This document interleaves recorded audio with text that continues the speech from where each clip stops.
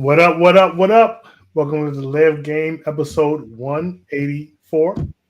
184. This is the average man's perspective on football. I'm your co-host Marcus. Oh, man, I ain't got- hold The champ is here! The champ is here! Wrong one. My bad. Next up, we got Herman. Say what up, Herman. Yeah, hey, what's up? You are a hater. Well, let me do a back. There we go. I'm the GOAT. The GOAT. I'm the greatest of all time. Really? Yeah, undisputed. Undisputed. And last but never least, we got Mark. Say what up, Mark. Good What up, Mark? evening. Mark got a delay. And me, I'm 56 years old. Damn! I'm sorry. Hopefully, Brian will be joining us pretty soon. Before we get started, I want to encourage everyone to like, share, and subscribe, especially if you're watching on YouTube. You can catch us on X at the Live Game 3, on Instagram at the official The Live Game, and on TikTok at the Live Game 91. You can also catch us on the Aboriginal Sports Network. We broadcast live over there at the same time we broadcast live over here. So when we're finished going over there and check those guys out, they do a little bit of everything: basketball, football, baseball. They do it all over there. That's the Aboriginal Sports Network. Go on over there and check those guys out when you get a chance. What's week 9 is in the books. Turbo week. All around. Except for Mark, I think what your Steelers did win, didn't they, Mark? They did. They won. Yeah, only team on this panel that won. I guess you also host tonight, aren't you, Mark? I am the host tonight, yes. So go ahead and start us off, Mark. Thank you.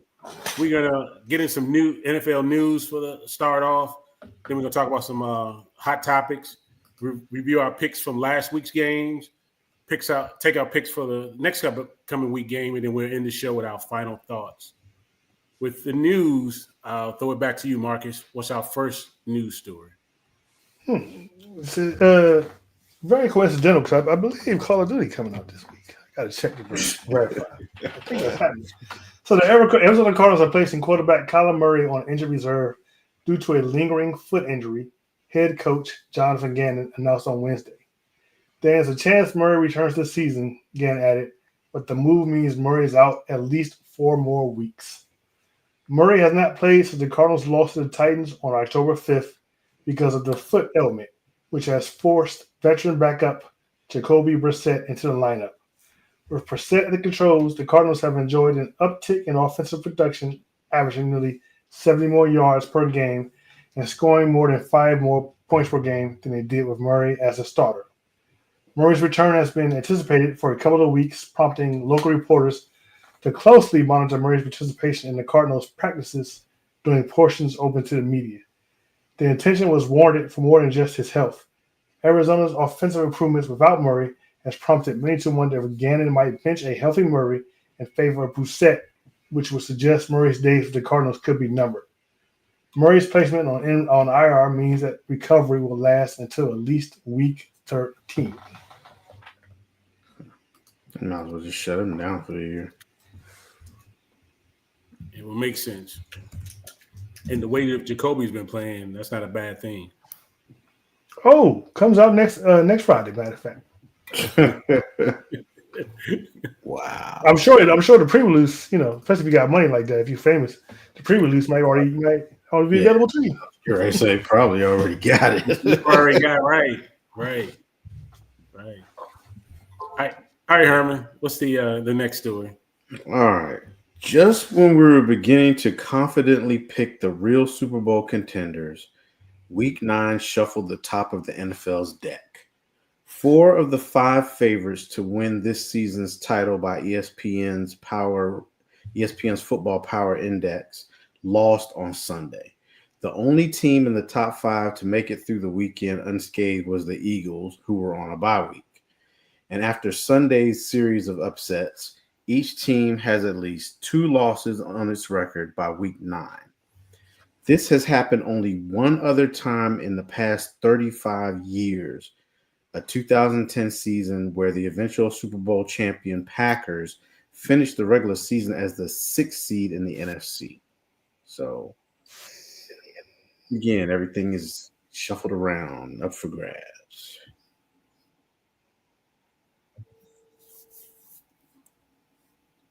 Okay. We're going to do my news story, give them some time, or we want to get into Do Brian's yours. news story? Skip to yours. Okay. Next news story I have is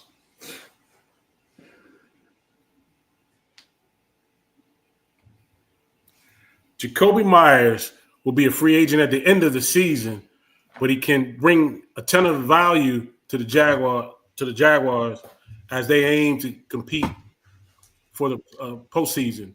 Myers was traded away from the Las Vegas Raiders as he was not having close to the season he had one year ago.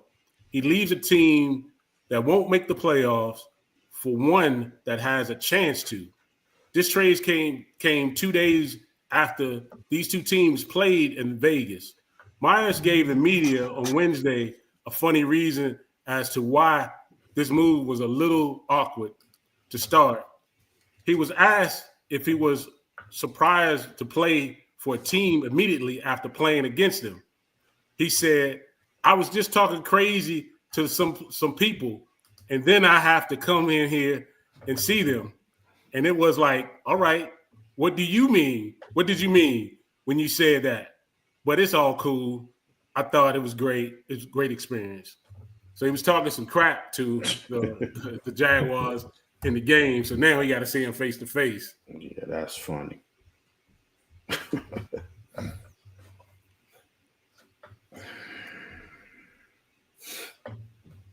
So we're going to read his story. I'll read it. Washington Commanders linebacker Frankie Louvu won't be suspended for repeated violations of the rule against hip drop tackles, the NFL announced Tuesday night. Louvu had appealed a ruling that he would be suspended one game, costing him a game check worth $333,000. Derek Brooks, jointly appointed by the NFL and the NFLPA, heard the appeal. Louvu was instead fined $100,000. Louvu will play versus Detroit on Sunday. The Commanders 3-6 have lost 4 consecutive games. The NFL ruled that Louvu violated the policy again in Sunday night's 38-14 loss to Seattle by making a tackle in the first quarter versus receiver Jackson Smith. I'm not even dropping it. And Jigba. It was Louvu's third time being fined for a hip drop tackle, leading him to becoming the first player suspended under this rule before he successfully appealed the ruling. He was fined for violating the policy after weeks 4 and 8. I'm surprised. I mean, 3 violations. It's about time to throw a suspension out there, don't you think? Yeah, I think you get warned like the first 2 times, and then the third time is that's it. They're gonna load a hammer. Usually. But no, they've been. Well, that's the news. And thanks for stopping by. I cut you off, Mark. Yeah, I was gonna say they've been cracking down this for the last couple of years. I know, that's what I'm saying. I'm surprised that they didn't suspend him and they let him off, which is another fine. Mm-hmm. Interesting. All right, so we'll get into some hot topics. Our first hot topic we have: do you think the NFL trade deadline is too early? Would you move the deadline back a couple of weeks, spark more activity? I'll let you start this off, Marcus. What do you think about the trade deadline? Do you think should it be moved to be a little bit earlier? You think it should be moved to be earlier? Later. No. I think, what are we? We're pretty much, what's this, week 10? We're over the halfway mark of the season, really. Yeah, we're definitely over the halfway mark. We're at the halfway mark. Yeah. We're at the halfway mark. I think it's right. How much do you need? The only people I think it would benefit if it was later is, I guess teams that are really think they have playoff possibilities can go and get some help they need. But no, I think it's right on time. Halfway through the season, why not? I don't think it needs to be later. if you figure you need help, you know by now. Go get your help. So no, I think it's right.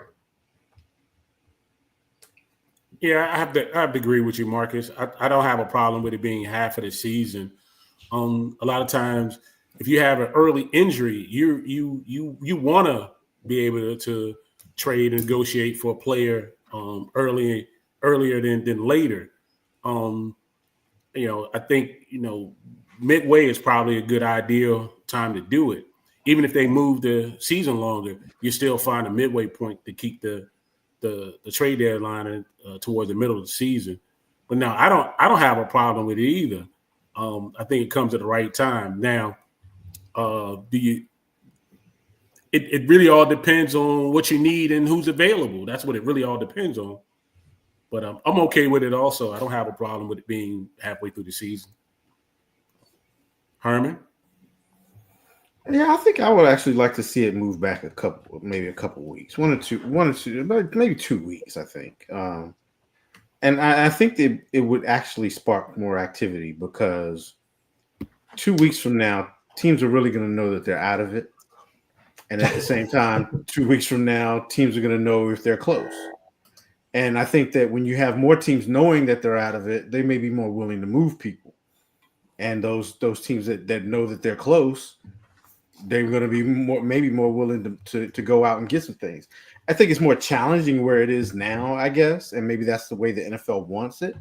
But for a while, lately we've seen more movement. For a while, we were getting to the trade deadline, and it didn't seem like much was happening. True. Yeah. Teams just weren't moving people, and I guess part of it was because of cap restrictions and things like that. But if the NFL wants to see more movement, if you moved it back probably about 2 weeks, I think you'd probably get that. I would like to see it moved just to see if it will spark more movement from teams. And again, it could also save teams who think that they're there and they make a trade and they're not too. So, it's a.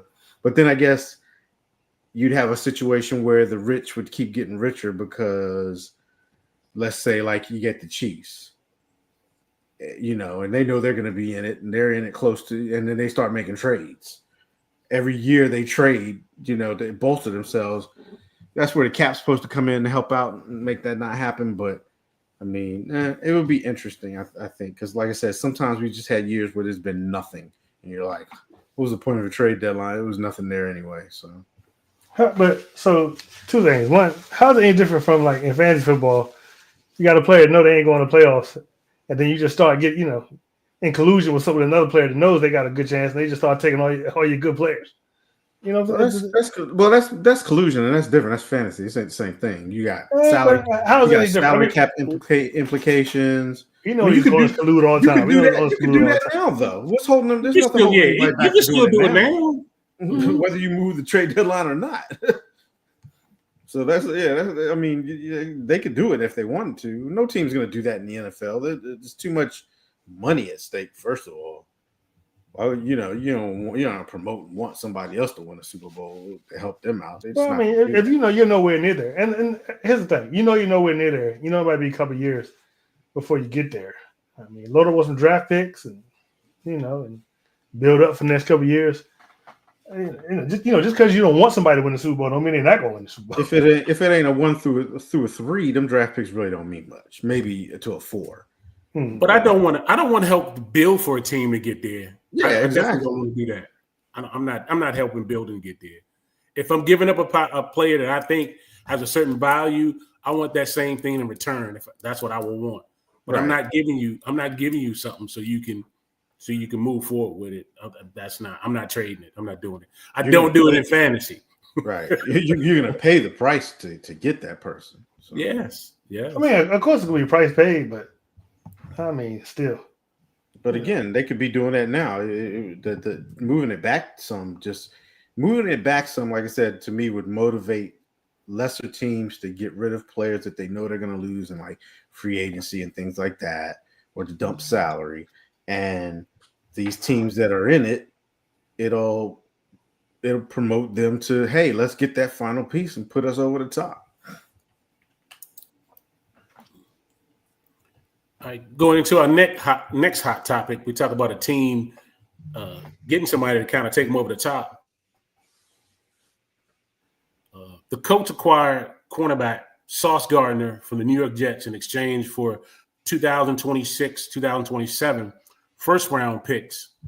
And A.D. Mitchell, analysts are saying that the Jets take advantage of a young owner, Carly Ursay Gordon. Coach GM Chris Ballard is not known for making such a blockbuster trade. Do you think the Colts overpaid, or does this mean Daniel Jones is going to get another big payday? I'll start this one out first. I'm not sure. Well, he only signed a one-year deal this year, so he'll be an unrestricted free agent next year.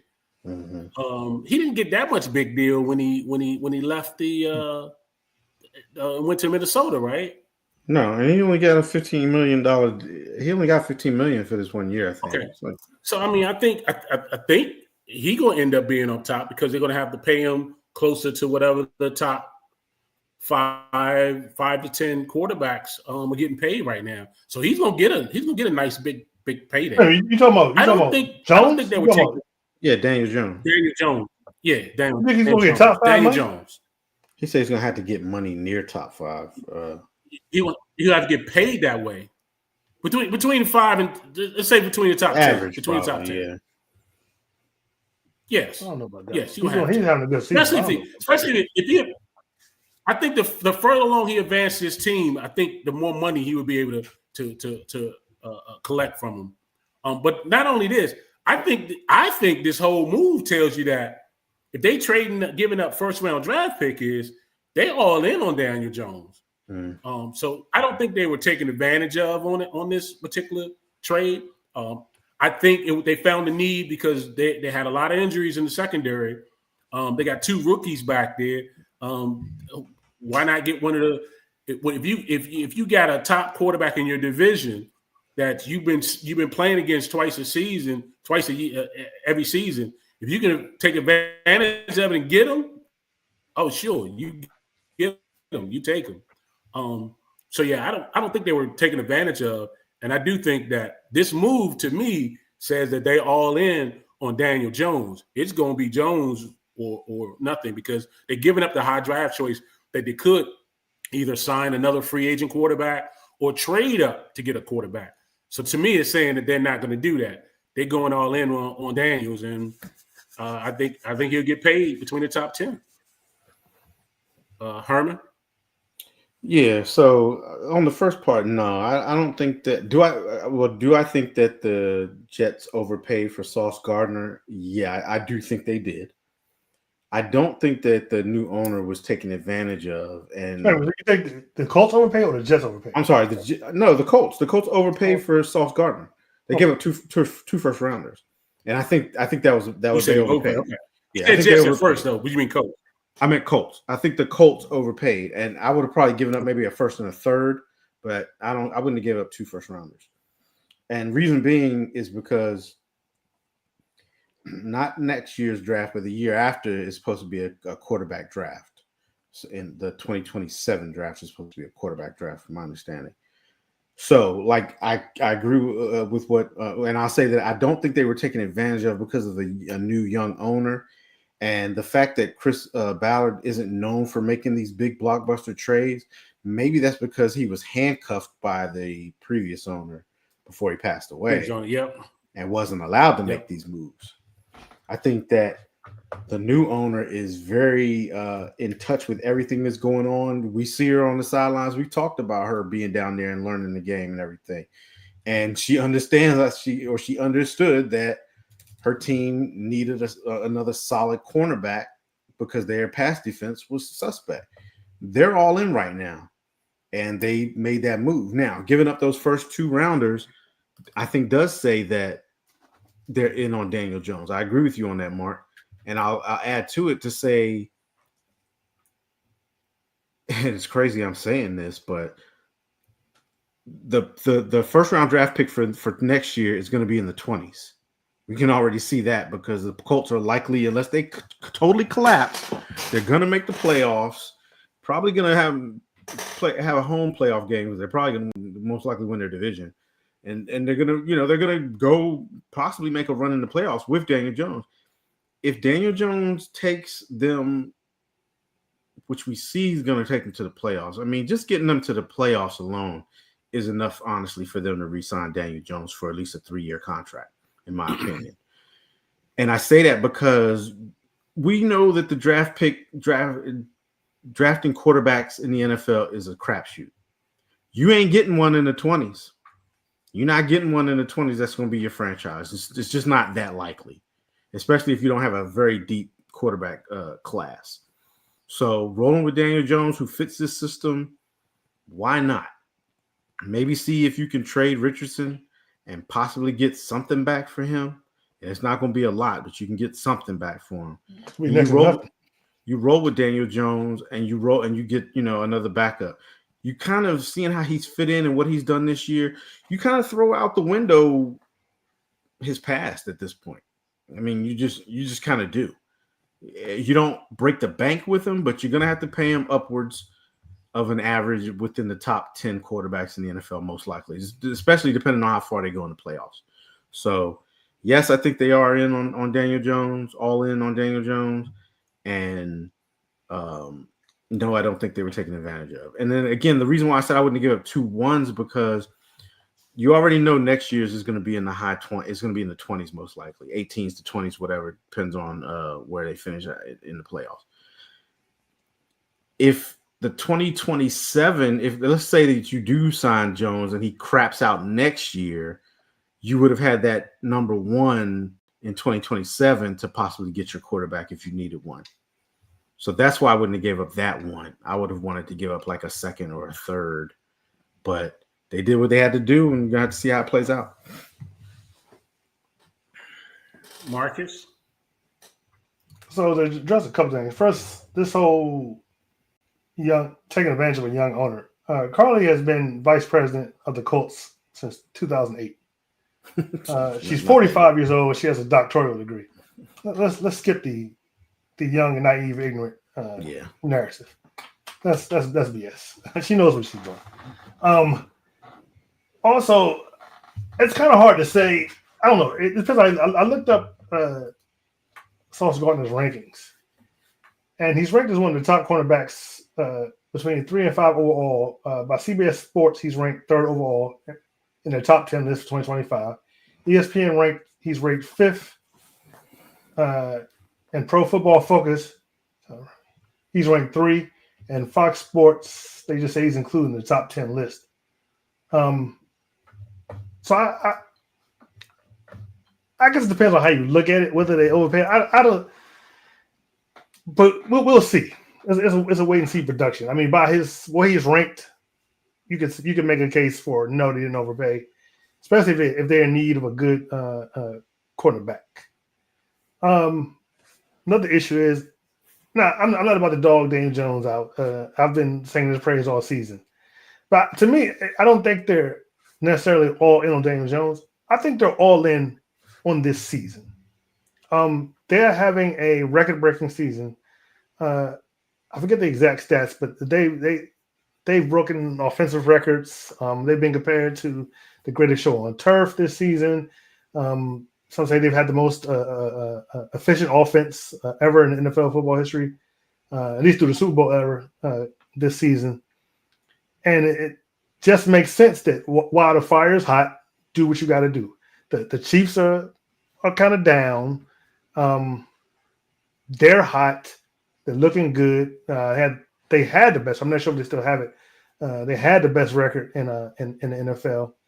And just while the fire is hot, you gotta go. I mean, look at the Vikings last year, 14-3 or whatever. They were hot. Look at them this year. Look at the Commanders. They made it to the NFC Championship last year. It's going to happen this year. So they're all in for this season. Now, if they to say that they're all in for Jones and he's going to get a top 5 salary, I don't know about all that. I'm hoping he does good, and I wish him the best. But I'm not going to say they're all in on Daniel Jones. I'm going to say they're all in for this season. I mean, Daniel Jones was a first round draft pick. You know, I mean, a lot of people were first round draft picks. I'm just saying he's working out now, and like if I get what you're saying about him being in just all this year, all for this year, which is where they are. But I think at the same time you had to consider what you're going to do moving forward at quarterback to give up those two first rounders. And really, if you want to say next year, like next year's draft, let's just say that first round is basically equivalent to a second anyway, because it's going to be that high. You know what I mean? Or it's going to be that low in the draft, being in the 20s or whatever. So I can see why they gave that one up. I mean, okay, you said you could find a decent quarterback, and you should know in the third or fourth round. It don't happen though, man. You think it's that easy to find a quarterback? No. In the third, I listen. As many first round quarterback picks fail, more fail than they do succeed in the NFL. I can agree with that. Let's just be real. So you can find one in the third or fourth. I mean, sure, it's lucky, but I mean, like I said, you should know your quarterback was found in the fourth. But it's all luck. It's literally when you take a quarterback in the fourth round, that's a quarterback who's supposed to be a backup, and you hope they develop into the starter, not your franchise starter. You don't. That's not how you operate. You know that. You just can't do it. If you're gonna bust on a quarterback, you're gonna do it in the first round and super high usually. But there can always be that return somewhere in the top 15 picks of the first round is where it has to be. Like I said, as many first round quarterbacks, they're busts. More, in fact, more I think are busts than they wind up being good picks. So, I'm not all sold on the. But you got to look at the teams too. Like the Colts, they haven't pulled any first rounders that were busts, except for Richardson. He's probably the first one I can think of. He might be the first one in a while. In a very long think about it. They had Peyton, and then they hit on Luck right after Peyton. You know what I mean? And then they hit on Richardson and didn't hit at all. But I don't know, man. I just think that. And let's be real. Before this season, Dan Jones was a bust. He was a first round pick. He was, but yeah. Now that he's doing what he's doing, it makes you just. I mean, we really have to side eye the Giants at this point for a lot of everything that they've done. Yeah, this is why I don't side eye the Giants. It's because Saquon and Dan Jones would not have had the success they are having if they would have stayed with the Giants. So I don't know that. How do you know that? Because they were both there. Did they have this kind of success? How many Super Bowls did Saquon win? And the Giants? How many 2,000-yard seasons did he have with the Giants? Matter of fact, he was hurt all the time with the Giants. Once again, you have to look at the Giants. But I do look at the Giants. But I'm not side eyeing. I'm side eyeing them for being the Giants. I'm not side eyeing them and get rid of Saquon and get rid of Daniel Jones. I'm side eyeing them for not producing with them at this point, because you take Saquon. Okay, he got hurt. Yeah, okay. You let him. You chose Daniel Jones over Saquon and did nothing with Daniel Jones. Daniel Jones goes to the Vikings for 1 year, and he sits behind Sam Darnold. And look what who's their coach? I forget what their coach's name is. McConnell. Which one? Vikings coach. I forget. Daniel Jones said he learned a lot from him. McDonald. Yeah, he learned a lot from him.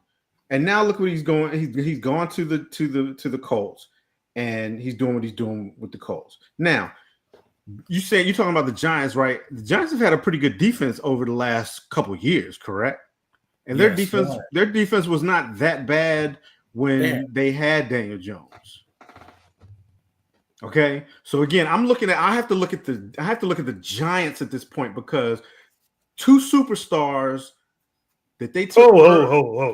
Two stars. One superstar. I don't know about that. I don't know if we call Daniel Jones superstar. Right now, Daniel Jones is a star.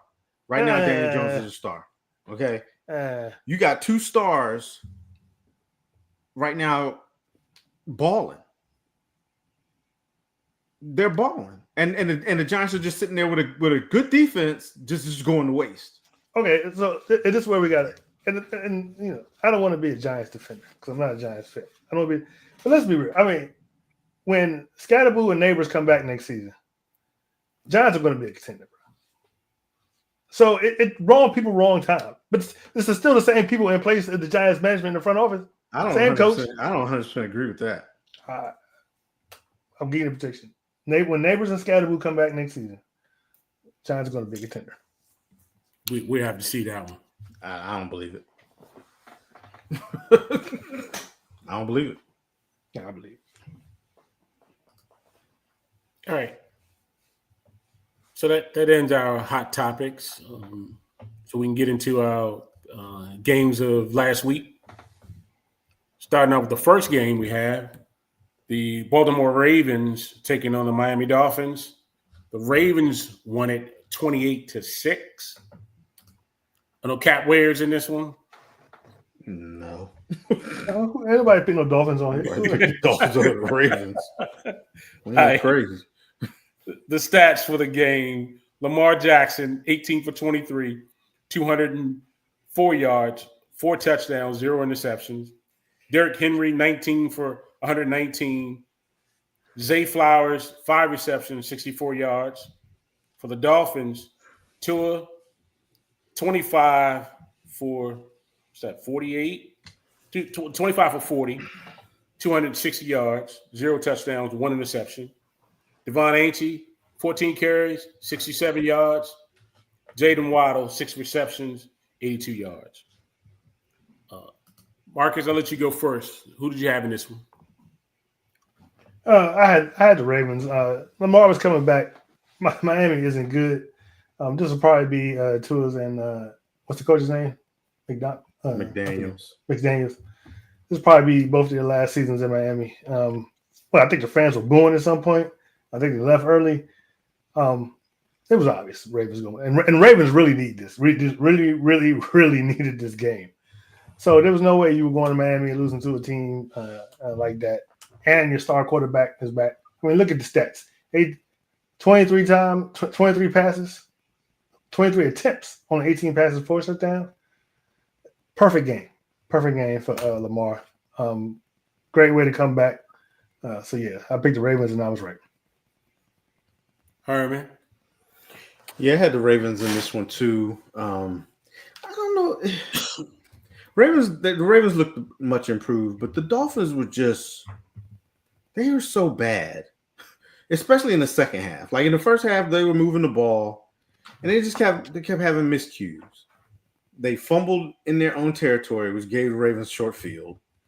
And then when they moved the ball down the field again, and then they missed a field goal. I mean, and it wasn't even I can't remember how many yard field goal it was. It wasn't even a real long field goal. Then they won one play, I will give them. They got hosed by the refs on that deep ball. They called a tripping penalty. Oh yeah, that was garbage. That was it was like just a total phantom call. So that was just terrible. But and then they almost got back in the game. It seemed like they was trying to get back in the game right at the half. And Tua and the wide receiver were on the wrong page. And then in the second half, it was just like they just did nothing, like just totally nothing at that point. It was pretty much over after the half. So Ravens, like I said, they got Henry running again. Lamar looked he didn't look as fast. When he did run a little bit, I don't know if he was hesitant to go full speed, but he looked a little sluggish. But that's good that he stayed in the pocket more so and didn't run a lot because they don't want him to get re-injured. If they want to try anything to save the season. But I did pick the Ravens, and I got this one right. Yeah, I was with you guys, too, on this one on the Ravens. I think Lamar kind of picked up where he left off at. I say about 75%. Wasn't the jukey Lamar, but still, but at pocket passing, he killed them. 4 touchdowns. He was on point with that. The Dolphins, the injuries kind of got them too. Dolphins made as many costly mistakes in this game. And then what got me was too they were playing pretty good as far as the clock control in the first half. For them to be getting the drives that they have and they only settled for like 6 points the first half, I think that was a killer for them. But the Lamar is back. The Ravens starting to get their win. But I took the Ravens on this one. They were successful. Look at this. We're just not noticing. The Ravens have to win out. They pretty much have to win out. Yeah, pretty much. Have they played Pittsburgh yet? They haven't played Pittsburgh yet, right? We haven't played yet. Nope. So you got plans. Nope. You still got to play. Yep. Yeah. All right. The next game we have. This one was a pretty good one. Somebody alarm or something going on. That's me. My bad. We had the Kansas City Chiefs playing at Buffalo, probably at this stadium for the last time. Not probably for the last time. They might play at the stadium. Yeah. The game was 28-21 Buffalo. Stats in this game: Patrick Mahomes 15 for 34, 250 yards, 0 touchdowns, 1 interception. Kareem Hunt 11 carries, 49 yards, 1 touchdown. Rashee Rice 4 catches, 80 yards, no touchdowns. Josh Allen, 23 for 26, 273 yards, 1 touchdown. James Cook, 27 carries, 114 yards, 0 touchdowns. Dalton Kincaid, 6 catches, 101 yards, 1 touchdown. Herman, who did you have in this one? Yeah, I picked this one wrong. I thought the Chiefs would be able to go into Buffalo and beat the Bills. The Chiefs, they're starting games slow, and they find themselves having to come back. I mean, they were down 21-13 at the half. You used to seeing that high-power offense kind of get going sooner than what they are, but if you watch them, they just seem kind of scattered at the beginning of games. It's kind of weird, but again, this was a typical game for these two teams. The funny thing is I think the Bills pretty much own the Chiefs in the regular season, but it hasn't translated to that in the playoffs. So it looks like we're right on schedule, like we should be, I guess, with the Bills beating the Chiefs in the regular season. We'll see what happens, when it comes to playoff time if they meet again. But I did pick the Chiefs and got this one wrong. Yeah, I did the same. I took the Chiefs in this one. The Bills' defense basically flustered Mahomes. They kind of shut down the running game, and Bosa was all over Patrick Mahomes. The Chiefs was 3-13 on third downs, which is not typical for Mahomes-led team. This one gives the Bills an upper hand on the playoff as far as home field advantage. James Cook, he was cooking. Another 100-yard game. We see what happens with them going further with it. But he made life a whole lot easier for Josh Allen when he runs for over 100 yards. But I took the Chiefs and I got it wrong. Marcus? Yeah, I also took the Chiefs. It's just Buffalo was a better team that day. That's all it comes down to. Chiefs were pretty much behind the whole time. They never had a lead, and you're not used to seeing that from the Chiefs.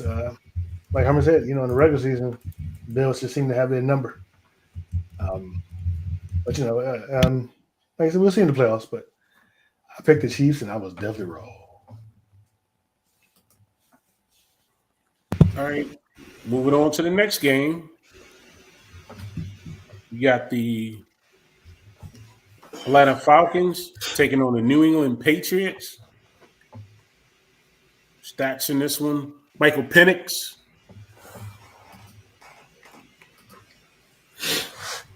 22 for 37, 221 yards, 3 touchdowns, 0 interceptions.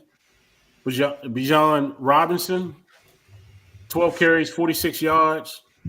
Drake London, 9 catches, 118 yards, 3 touchdowns. For the Patriots, Drake May, 19 for 29, 259 yards, 2 touchdowns, 1 interception. Trayvon Henderson, 12 carries, 55 yards. Demario Douglas, 4 catches, 100 yards, 1 touchdown. And this one, I actually took the Patriots on this one. This was a close game. Drake made 8th straight game with passing for over 200 yards and at least 100% passer rating. I thought this game was headed to overtime, to be honest with you. Drake London caught 3 touchdowns in this game, but Parker Romo missed that field goal for the extra point, and that pretty much that was it for that. But this game, I thought this game was dominated by New England for most of the first half, and then the Atlanta made a comeback on it, but it almost went to overtime. But I took the Patriots in this one, and I won this one. Marcus, who'd you have? I picked the Patriots. I didn't think the game was going to be as close as it was, but the Falcons really they came to play. Like you said, New England dominated the first half. They didn't do a whole lot in the second half. Only scored 3 points, and they just let the Falcons creep back in there. Drake London having a deal like that. Like you said, should have went to overtime, but hey, that's why kickers are important in the game.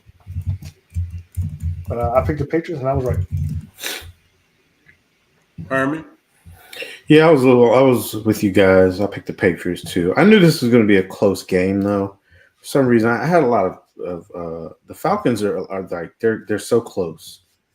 They're just not finishing games, but they're starting to get there. They got a nice young core with Penix, Robinson, and London. They they still got a chance at the division maybe this year with Tampa being so beat up and everything. So I'm not going to rule them out, but they got to learn how to win these close games like this. They're 3-5-1, bro. Yeah, what's Tampa? Way better than that. They're not way better than that. They're not. They don't have. Let me look at it. Tampa's up with 7-2. Tampa, I don't think they're 7-2, are they? I think they've lost 3 games. What are they? Yeah, I want to say they're like 5-3 or something like that, or What are they? or 4-3. Tampa's 6-2. 6-2. 6-2. Yeah, Yeah, that's way better. That's way better. They're still in it for the division. With Tampa walking wounded the way that they are, Godwin hasn't come back yet. I don't know if their running back come back, but we're getting off to another topic. But anyway, the Falcons they're close. They got to start learning how to win these close games. By your logic, the Cowboys and the Commanders are still in it. I mean, in the NFC East, anybody could be. One little thing happened to the Eagles, and the division is honestly wide open, and you know it is. Well, maybe y'all not, because you don't have your starting quarterback anymore. So.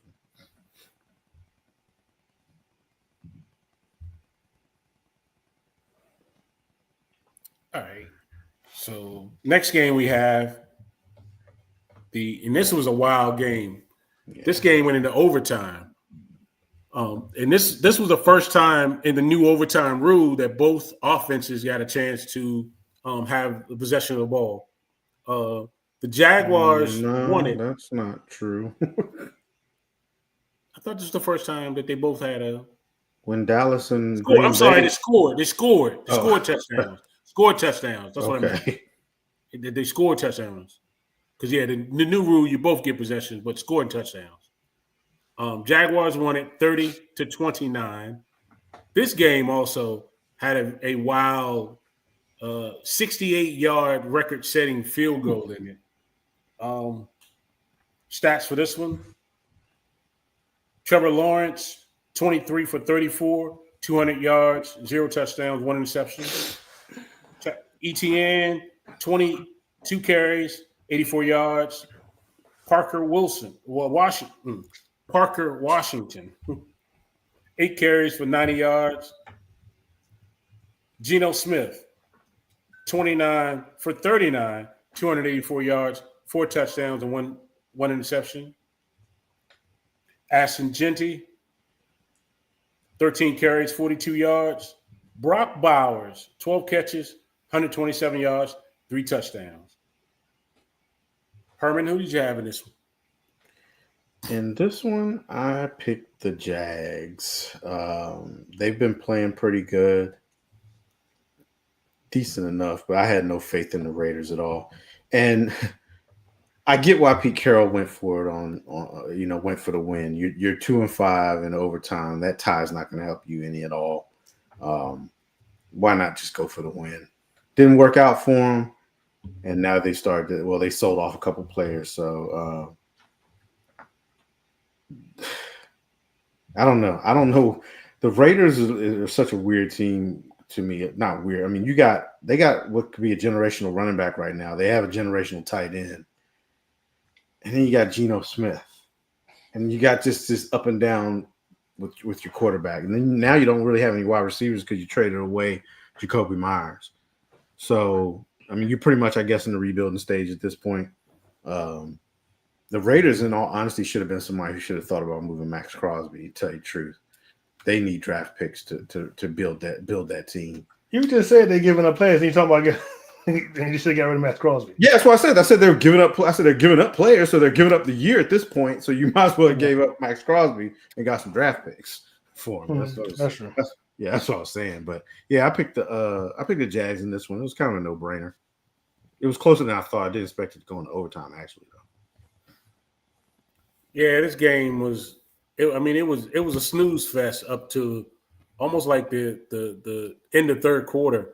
By 6 minutes to go in the fourth quarter, all hell broke loose. It was a track meet. Yeah. One would score, the other would score, one would score. It got exciting then, so all you needed to watch was the fourth quarter. I definitely believe I would have did the same thing. I would have went for that 2-point conversion. There's no way. I would have went for winning the game. I would not want to go to not keep that thing. Yeah. 2-5. You're 2-5. Like, might as well. You got nothing to lose. Right. Exactly. And hats goes off to Brock Bowers coming back with 3 touchdowns from his injuries. He's got probably one of the best hands of the tight ends right now that you see. But yeah, I took the Jags on this one. I got it wrong. Marcus? You said you got it wrong. You said the Jags. You got it right. Oh, yeah. I mean, I took the Jags. Yes, I took the Jags. Right, I got it right. Yeah, I also took the Jags. I didn't think it was going to be as close as this. I thought, but hey, any given Sunday, I just got one thought on this. I want to kick him a 68-yard field goal. I wanted to just do the league and immediately drug test him afterwards. Probably. because another player, any position, an equivalent outing like that, he's probably getting drug tested immediately after. They said this dude was kicking 70-yarders in warm up. Yeah, but I think a lot of kickers can do that. Yeah, in warm up, a lot of them can, 'cause you don't have to worry about the angle of the ball. Yeah, but I think when Aubrey kicked this 65-yarder or whatever, he kicked a 60-something yarder, he said he got drug tested. Yeah, that's right. He did. Yeah. So, yeah. This kicker probably got drug tested immediately. Yeah, they drug tested him immediately. So yeah, I picked the Jags and I was right.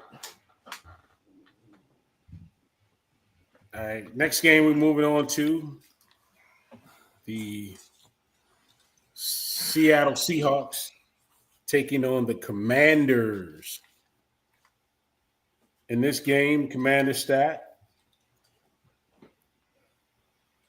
I know some hat wearing in this game, in this show sometime or another. We had from Seattle, Sam Darnold, 21 for 24, 330 yards, 4 touchdowns, 1 interception. Kenneth Walker III, 11 carries, 42 yards. Jackson Smith-Njigba, 8 catches, 129 yards, 0 touchdowns. For the Commanders, Jaden Daniels, 16 for 22, 153 yards, 0 touchdown, 1 interception. Chris Rodriguez Jr., 12 carries, 65 yards, 1 touchdown. Zach Ertz, 4 receptions, 46 yards. In this one, I took Seattle, believe it or not. But this game, I mean, it was marred by the Jaden Daniels suffering the arm injury. At the score being 38-7, you question why they even had him out there. It was pressuring Daniels all day long. It was just an unfortunate injury for him. I hope he comes back better than ever. But Sam Donald, 24 for 21 for 24, very accurate. He was lighting them up. But I took the Seattle Seahawks, and I'm sorry, Marcus, they lost. Marcus? I picked the Seahawks. I was right. Much better, much more interesting story is the rumors that 50 Cent was there trying to hit on Jane Daniels' mom. Much better story. Yeah, I saw that in the pre. They were taking pictures in the pregame. All right, let's hit it. You big dummy. You big dummy. You big dummy. You big cold-blooded dummy. You big dummy. See what you did? Oh, no, you big dummy. Yeah, I picked Washington. I thought that they might have a chance at home. I thought they would maybe pull out a squeaker. They had gotten back both of their wide receivers, and they got back their starting quarterback. But Seattle was just too much for them. I mean, Seattle looked really good. I fell asleep, so I didn't see what happened to Daniels until I woke up and I saw him walking off the field. I saw the replay. Hate to see that, man. And of course, all the stuff starting to come out with him and RG3. They said that they both got injured at the exact same yard line, I think, or something like that. It was too many close semblance of their injuries and so forth. I hope to see him, get back, healthy. Yeah, coach should have pulled him out. Same time, QB protect yourself too at the same time, because I think he was scrambling on that when he got hurt. Hope to see him back. I'm sure he's good. Yeah, I'm sure he's done for the season. I heard something before we came on air talking about they were getting all these different opinions about his arm, second opinions, third opinions, whatever. Shut that man down for the year. Scrap it and let's start fresh next year in Washington. Give him almost a full year of recovery, not just for the arm, but for the hamstring. And what was he hurt for before the hamstring? Was it groin or something? It was his knee. His knee was bothering him too. Knee. Yeah, he hurt his knee. So shut that man down at this point. Mariota's actually serviceable if you still want to try to stay in this thing. He's decent enough, but it's no point in putting your franchise back out there again at this point. I would shut him down for the year. But I did pick the Commanders, and I got this one wrong.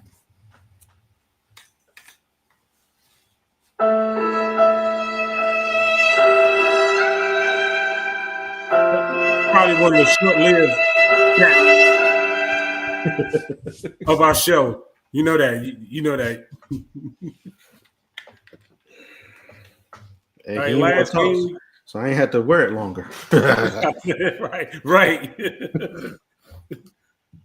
All right, the last game we have, we got the Arizona Cardinals taking on the Dallas Cowboys. The Arizona Cowboys won it 27-17. Stats in this game, we have Jacoby Brissett, 21 for 31, 261 yards, 2 touchdowns, 0 interceptions. DeMarcado, he redeemed himself, man. I'm happy for this young man. 14 carries, 79 yards, 0 touchdown. Marvin Harris Jr., 7 receptions, 96 yards, 1 touchdown. And for the Cowboys, Dak Prescott, 24 for 39, 250 yards, 1 touchdown, 1 interception. Javonte Williams, 24 carries, 15 carries, 83 yards, 0 touchdown. CeeDee Lamb, 7 catches for 85 yards, 0 touchdowns. Marcus, who did you have on this one? Yeah, I picked the Cowboys. I didn't even know that Kyler Murray wasn't even playing. it's always been said. This is the Cowboys defense. They're having a fantastic year on offense, but the defense just isn't there. Definitely no way that DC should be there next season. I never would have picked the Cardinals, especially knowing if I had known the backup was playing for them to beat the Cowboys in Dallas. But it is what it is. I picked the Cowboys and I was wrong. Yeah, I was with you on this one too, Marcus. Dallas, one thing I thought for sure, man, Dallas had one of the best passing games going on, that they were going to scar this Cardinals team up. Nope, didn't happen. They couldn't protect Dak on his offensive line. Jacoby Brissett got off early. Him and with Marvin Jones, Marvin Harrison started, was great. But it leaves you to question: is this team better off with Jacoby than with this offense than Kyler Murray? Interesting. I took the Cowboys and I've got it wrong. And Herman. So yeah, I had the pleasure of watching this one live and in person. What a disaster! First of all, are the Cardinals better off with Jacoby over Kyler Murray? No. Don't get sucked into that crap. We're talking about the Cowboys defense right now, okay? I could have gone out there and probably did what Jacoby Brissett did, in all honesty, man. I'm trying to tell you, that's how bad that defense is. But this game, for me, was more disappointing from the offensive side of things, because the offense, you can tell, man. I can see it watching our games. The offense is pressed. They're like, we have to score. This defense cannot stop a stop sign at this point. Like, the Cardinals came out and like 2 plays, they were in scoring position on one of their drives. Like, literally 2 plays, man. 2 plays. Like, what the heck? It was crazy. And then, and this is how I know it's the defensive coordinator. Late in the game, Dallas started getting back in the game, right? They kind of got back in the game, but it was one drive where Dallas needed to get the ball back, and so on defense, he brought pressure, and I think they sacked Brissett maybe 2 or 3 times on that series, and I mean he brought the house. They were getting to him. And then the offense got the ball back. They started moving down the field, and I think it was when Javonte Williams fumbled. Now, something that the refs missed on that call, when Javonte Williams fumbled the football, the guy who recovered the ball, he stepped out of bounds. I thought I saw that. He stepped out. He was all the way out of bounds, came back in, and he was the one that recovered the ball. He can't be the first one to touch the ball. Nope. I thought I saw that. And the refs missed it. But the fans, man, I'm telling you, the fans are so tired of this defense. When the defense got on the field and they putting up the little things in the stand, get loud. Everybody's sitting there. At the beginning of the game, they were loud. About third quarter, everybody was sitting back like, I hate this defense. But then when they started getting back into the game and the defense started playing and started getting sacks, the crowd was going crazy. And then the offense just screwed up. So for me, I expect this every week. Well, from this week prior, moving forward, we better not be this bad. I expect this from the defense. It's the offense that's kind of ticking me off right now. Schottenheimer is not calling good plays. The first drive, we went down the field and Javonte Williams was cracking off 5 or 6 yards of carry. We get in the red zone and you threw the ball 3 times. Oh my God, I thought I was watching Kellen Moore again. I swear to y'all, it was pathetic. It's like, what are you doing? Like, he's making it way more complicated than it has to be. So I picked the Cowboys because, of course, I didn't think they were going to lose to the Cardinals, and I was wrong. It's probably my last game of the season, too. The crazy thing is 27 for this season has been actually a pretty good outing for the Cowboys defense. Right. They should have been able to beat them. Exactly. That's the point. That is the point. Oh my gosh, it's killing me, man. They had quite a few games. They giving up 30 burgers. 30 burgers and 40 burgers and 27. Yeah. They should have been able to win the game. Only give them 27. And I'm going to remark to Mr. Stiller fan. don't start that Dak bashing crap. Because if it wasn't for Dak, this team wouldn't even have 3 wins. So don't give me that. I don't want to hear that crap. Dak is the reason why this team even competes at this point. And even the hater Cowboys fans are starting to realize Dak is not the problem. And he definitely ain't the problem this year. He ain't the problem. He ain't even close. All right. I don't want to hear that Dak don't win big games crap either. They wouldn't even be in big games if Dak wasn't the quarterback. Please. Let's just keep it moving. How did y'all miss do me this with week? that crap. For real. Miss me with that crap. How y'all do this week? I'm a Commanders fan. You got me, Mr. Van. You got me agreeing with the Cowboys fan. It's ridiculous, man. They wouldn't even be in these games with that.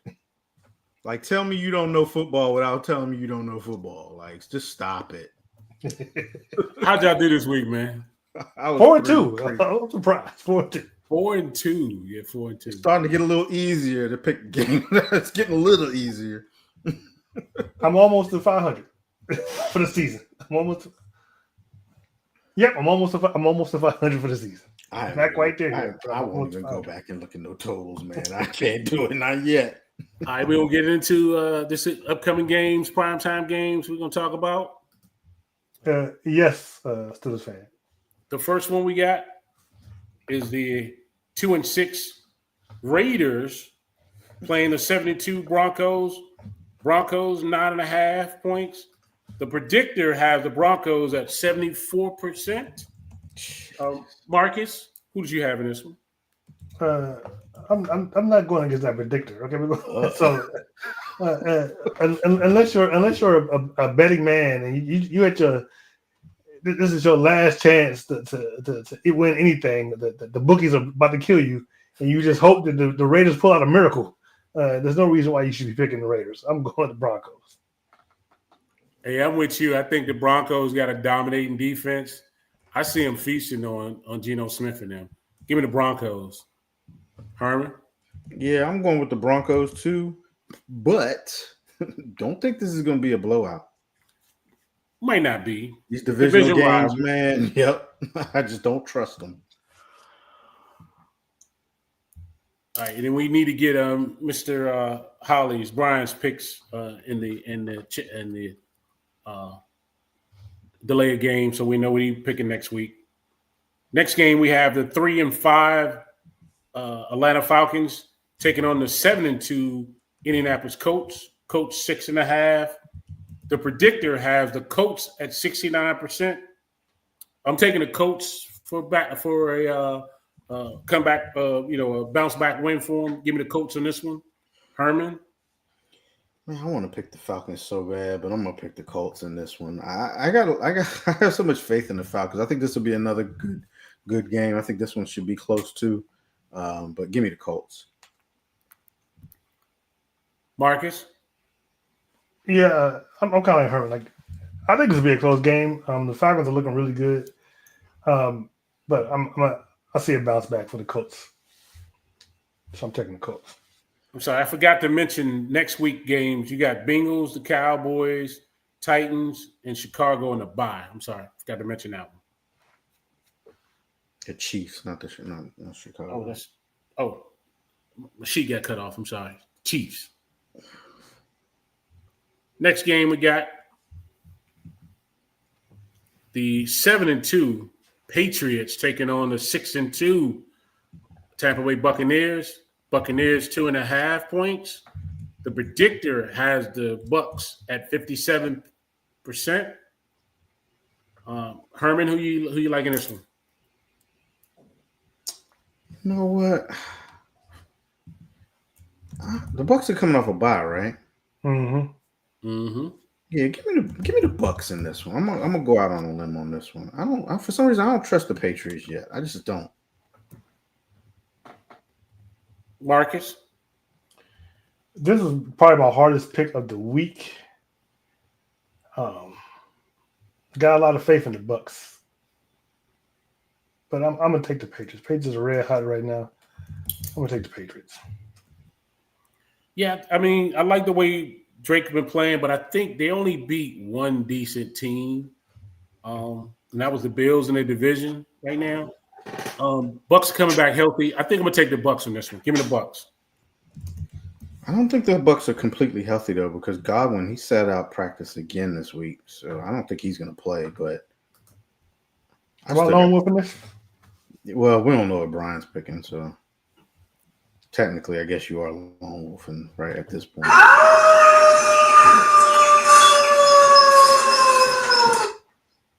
And next game we got you call this the toilet bowl game. You got the 2-6 Browns at the 1-7 Jets. The Jets 1-5 points. The predictor has the Jets. Really? The predictor has the Jets? The predictor has the Jets. 66%? That's crazy. Man, I don't even know where to pick this one.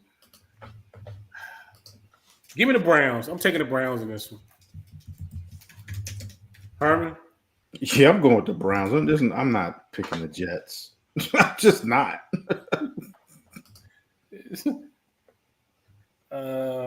Marcus? Yeah, I can't pick the Jets. I don't care what they did last week or whatever it was they won that game. I'll take the sorry Browns over the Jets any day. So give me the Browns. You know what? This predictor must have came out before the trades. I bet that this predictor came out. Probably before the did. trades. Yeah, we need to get that updated. All right, I got the 5-3 Steelers at the 6-3 Chargers. Chargers 3.5 points. The predictor has the Chargers at 60%, 62%. Herman, who you got in this one? No, I got to drink the light blue Kool-Aid. I've been on the Chargers all season, so give me the Chargers. Marcus? That predictor's a little bit. I didn't expect it to be that high. I'm taking the Steelers. I think after last week, the Steelers gave me a little boost of confidence. I'll tell you another thing that hurt too. Helped too. Joe Alt is out for the season. Their best offensive lineman for the Chargers, and they really don't have a running back. With that said, I'm going to take the Steelers. Give me the Steelers on this one. You know, the Chargers did trade for offensive lineman too to replace him. They did, yeah, they did. Yeah. I guess I'm lone wolfing.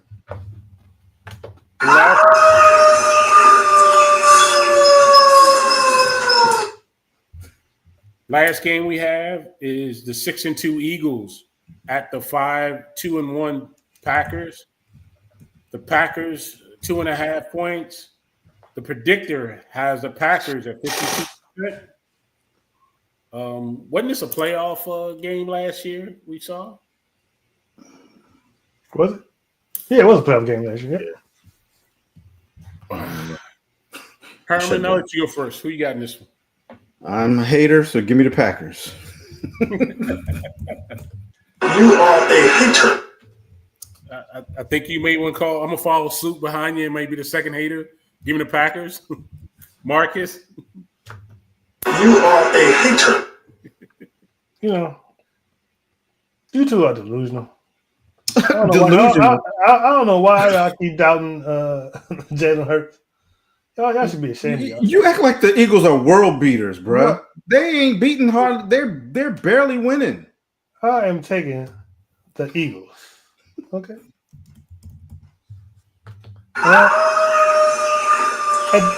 I'd like to thank both of y'all. Hopefully, Brian picked them too for giving me my first graduation cap of the season. Thank you very much. Appreciate You're it. not getting it.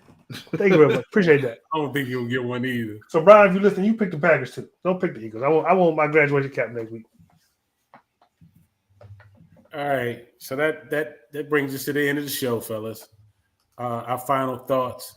I wanna send out a happy birthday to my brother from another mother, Montre Ball. Happy birthday, bro. Herman, any final thoughts? Yeah, so my final thought is that did you know Fruit Loops are all the same flavor? They're just different colors. I'm not surprised. That's my final thought. That's probably the same with Fruity Pebbles too. They all are the same, quote, fruity flavor. That's the flavor. Marcus. So I don't know if you guys, to be honest, remember last week I mentioned prayers for my uncle. Unfortunately, he did pass the very next day. Sorry to hear that. So sorry to hear that. So just keep us in your thoughts and prayers. He was my father's oldest brother, and he will be missed. So before we get out of here, I want to encourage everyone to like, share, and subscribe, especially watching on YouTube. You can catch us on Facebook in our Facebook group, The Layered Game. We're on X at The Layered Game 3, on Instagram at The Official The Layered Game, and on TikTok at The Layered Game 91. You can also catch us over on the Aboriginal Sports Network. We broadcast over there at the same time we broadcast over here. So when you're done watching us, go on over there and check those guys out. They do a little bit of everything: basketball, football, baseball, professional wrestling. They do it all over there. So go on over there and check out the Aboriginal Sports Network. We will see you next week. Same bat time, same bat channel. Peace. We out. Peace.